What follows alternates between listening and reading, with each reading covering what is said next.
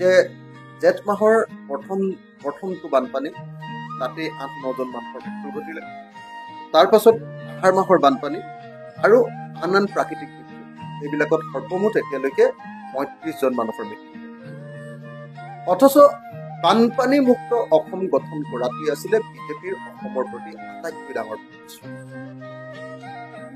আজিৰ দিনটোত আমি পোনে পোনে ক'ব পাৰো যে বানপানী মুক্ত অসম গঠনৰ ক্ষেত্ৰত বিজেপি দল সম্পূৰ্ণৰূপে ব্যৰ্থ হৈছে।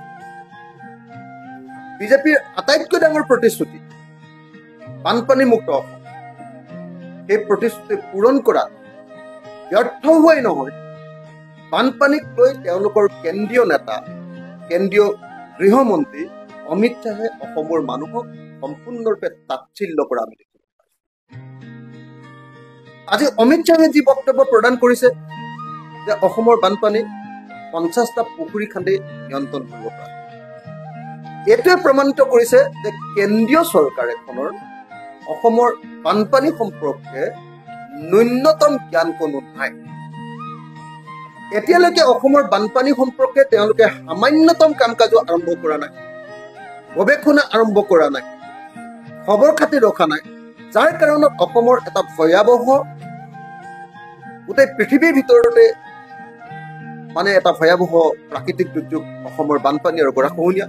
সেই গৰাখহনীয়া আৰু বানপানী সমস্যাটো সমাধানৰ ক্ষেত্ৰত কেন্দ্ৰীয় চৰকাৰখনৰ এটা ভিজন, সেই ভিজনটোৰ যে অভাৱ, সেই ভিজনটোৰ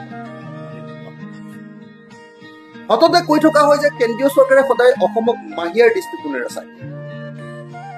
অসমৰ সম্পদসমূহৰ কেন্দ্ৰীয় চৰকাৰে লাগে, অসমৰ টেক্স কেন্দ্ৰীয় চৰকাৰে লাগে, কেন্দ্ৰীয় চৰকাৰক লাগে, অসমৰ তেল, অসমৰ কয়লা, অসমৰ চূণশিল সকলো সম্পদৰ মালিক কেন্দ্ৰীয় চৰকাৰ।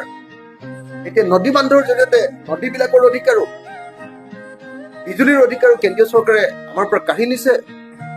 সেই সময়ত কিন্তু আমি দেখিছো যে অসমৰ বানপানী সমস্যা সমাধান কৰিবৰ কাৰণে, অসমৰ আটাইতকৈ ডাঙৰ প্ৰাকৃতিক দুৰ্যোগ বানপানী আৰু গৰাখহনীয়া সমস্যা সমাধান কৰাৰ কাৰণে এতিয়ালৈকে কেন্দ্ৰীয় চৰকাৰে কোনো ধৰণৰ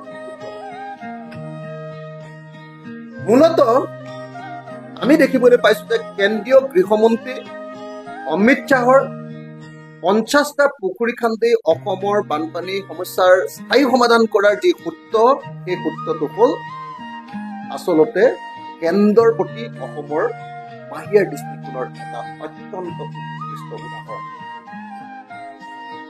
তেওঁলোকে যে অসমৰ বানপানী সমস্যাটোৰ বিষয়ে কেন্দ্ৰই একোৱেই নাজানে, ইয়াৰ গভীৰতা যে তেওঁলোকে উপলব্ধি কৰিব নোৱাৰে, সেই কথাটো গৃহমন্ত্ৰীজনৰ বক্তব্যত প্ৰকাশ পাইছে। মই আজি আপোনালোকক সকলোকে এই 35জনীয়া মৃত্যুৰ তালিকা, হত্যাৰ তালিকাখন, প্ৰাকৃতিক দুৰ্যোগত মৃত্যু হোৱা, প্ৰাকৃতিক দুৰ্যোগে হত্যা কৰা 35জনীয়া তালিকাখন আপোনালোকৰ হাতত দাখিল কৰিব খুজিছো, আপোনালোকৰ সন্মুখত দাখিল কৰিব খুজিছো। কাৰণ এই চৰকাৰখনে অনবৰতে উন্নয়নৰ ঢালটো হাতখন কোবাই থাকে। এই চৰকাৰৰ মন্ত্ৰীয়ে যি অহংকাৰত কয় যে আমি বানপানী সমস্যাৰ মোটামুটি, কিন্তু দেখা গৈছে যে জেঠ মাহৰ বানপানীত 8-9জন মানুহৰ মৃত্যু, আহাৰ মাহৰ বানপানীত পানী আহিলেই মানুহৰ মৃত্যু ঘটে, পানী আহিলে ডিপাৰ্টমেণ্টে কোনো ধৰণৰ ব্যৱস্থা গ্ৰহণ কৰে। এতিয়ালৈকেতো আচল ডাঙৰ বানপানী বিলাক অহাই নাই, নদী বান্ধৰ পানী এৰি দিবলৈ আৰম্ভ কৰিছেহে। আৰু এতিয়ালৈকেতো অৰুণাচল প্ৰদেশ বা ভূটানত যি ধৰণৰ প্ৰাকৃতিক দুৰ্যোগ আৰম্ভ হয়, ব্যাপক বৃষ্টিপাত আৰম্ভ হয়, সেইবিলাক আৰম্ভ হোৱাই নাই। এতিয়ালৈকে বানপানী আৰু অন্যান্য প্ৰাকৃতিক দুৰ্যোগত 35জন মানুহৰ এতিয়ালৈকে মৃত্যু হৈছে। গতিকে মন্ত্ৰী পীযুষ হাজৰিকা ব্যৰ্থ হৈছে, অসমৰ মুখ্যমন্ত্ৰী হিমন্ত বিশ্ব শৰ্মা ব্যৰ্থ হৈছে, ভাৰতৰ কেন্দ্ৰীয় চৰকাৰে দিয়া প্ৰতিশ্ৰুতি, বিজেপি দলে দিয়া প্ৰতিশ্ৰুতি, সকলো ক্ষেত্ৰতে তেওঁলোক ব্যৰ্থ হৈছে। 2016 চনৰ ভিজন ডকুমেণ্টত কৈছিলে বানপানী মুক্ত অসম কৰিম। 2019 চনত আমি সকলোৱে দেখিছিলো যে 2019 চনত প্ৰধানমন্ত্ৰী নৰেন্দ্ৰ মোদী ডাঙৰীয়াই কৈছিলে যে অসমক বানমুক্ত কৰিম।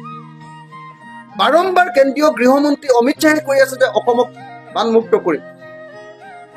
পীযুষ হাজৰিকাৰ ফিতাহীটো আছে, তেওঁতো সদায় অনবৰতে ফিতাহী মাৰিয়ে আছে।